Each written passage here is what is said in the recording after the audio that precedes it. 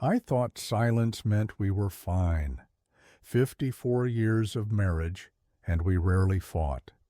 We didn't raise our voices, we didn't slam doors, we didn't threaten to leave. I told myself that was love. I told myself we'd figured it out, that we'd made it past the hard part, that couples who stayed together this long had earned their peace. I'm 87 now. Eleanor has been gone for 14 months, and I understand something I wish I'd understood decades ago. Silence isn't peace. Sometimes silence is just two people who stop trying.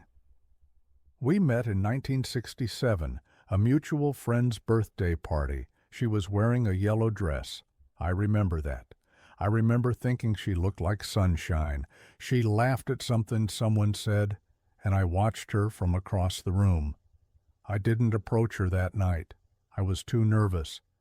But I found a reason to see her again and again. And eventually I asked her to dinner. She said yes. Those early years were different. We talked for hours about everything, about nothing, about dreams we had and fears we couldn't name, and things we'd never told anyone else. I remember sitting in my car with her until 2 in the morning, just talking, not wanting the night to end. I remember the way she looked at me when I spoke, like what I said mattered, like I mattered. I looked at her the same way. I know I did. We got married in 1970, small ceremony. Her parents, my parents, a few friends. She cried during the vows. I almost did too. I promised to love her, to cherish her, to be there for her. I meant every word. I just didn't know how hard those words would be to keep, not in the dramatic ways, in the quiet ones. The first years of marriage were full. We bought a house, had 2 children, built a life. There was always something to do, always a bill to pay, a problem to solve, a decision to make. I worked long hours. She worked long hours too, just in a different way. The house, the kids, the meals, the schedules. We were a team. But somewhere in the teamwork, we stopped being partners. I didn't notice when it happened. I'm not sure she did either. It wasn't a moment. It was a drift. I remember the first time she asked me to sit with her. The kids were finally asleep. She was on the couch with a cup of tea. She patted the cushion next to her. "Come sit," she said. "Let's just talk." I was tired. I had work to review. I said, "Maybe later."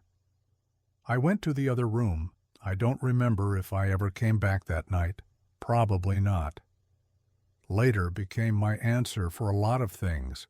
Later, we'll take that trip. Later, we'll have that conversation. Later, I'll ask her what's on her mind. Later felt safe. Later meant I wasn't saying no. I was just saying not now. But not now has a way of becoming not ever. And I didn't see it. The kids grew up. They left for college, started their own lives, called on Sundays, visited on holidays. The house got quieter. I thought that was natural. I thought that was just what happened when the nest emptied. But looking back, the house had been quiet for years. We just hadn't noticed because the noise of children covered it up.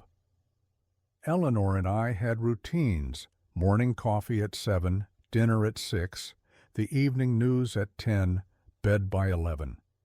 We moved through the house like clockwork. She had her chair. I had mine. She read her books. I read the paper. We said good morning. We said good night. But somewhere along the way, we stopped saying the things in between. I learned her habits. I knew she liked her toast barely brown. I knew she hated when the thermostat was above 68.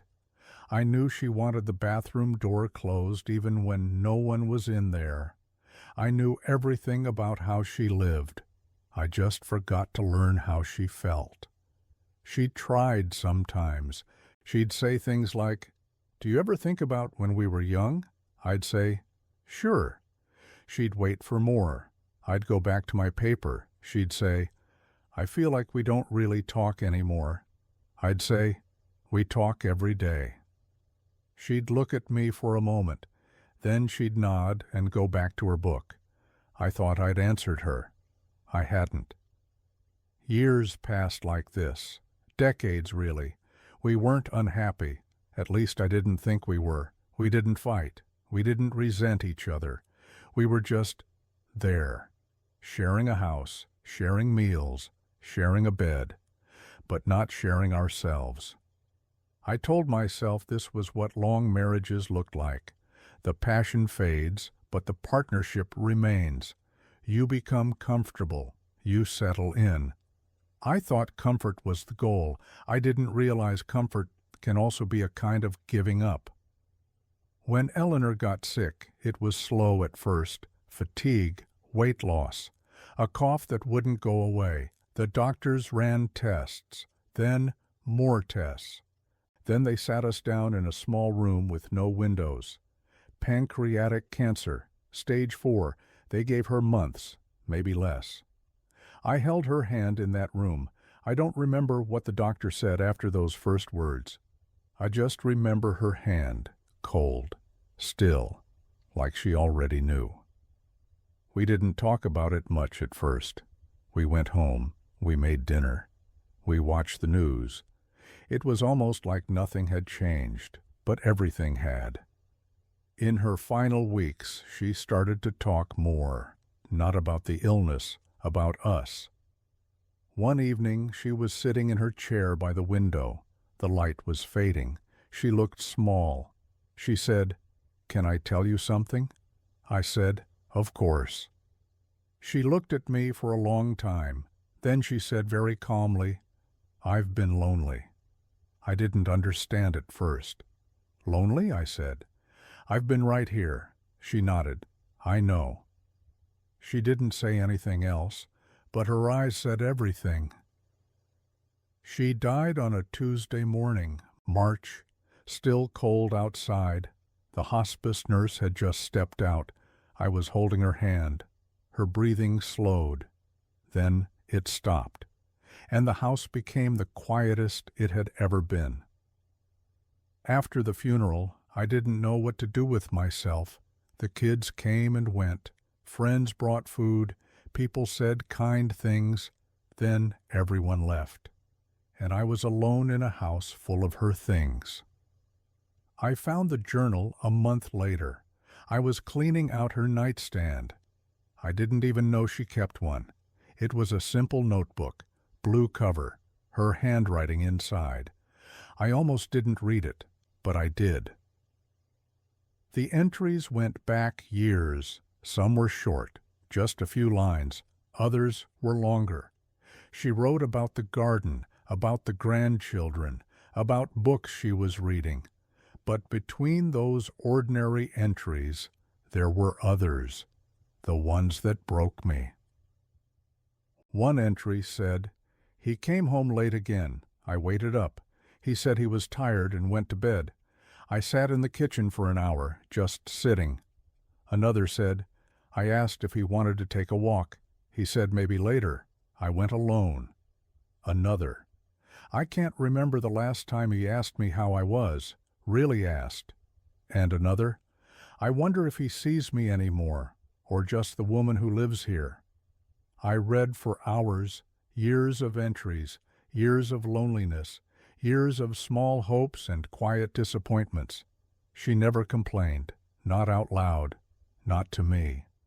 But she wrote it all down every time I said later, every time I looked through her instead of at her, every time I was there but not present. She noticed, she felt it. She just stopped telling me. There was one entry near the end, a few weeks before she died.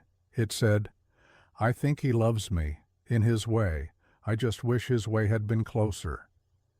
I closed the notebook. I sat on the edge of the bed, and I cried in a way I hadn't cried since I was a boy. I think about those words now.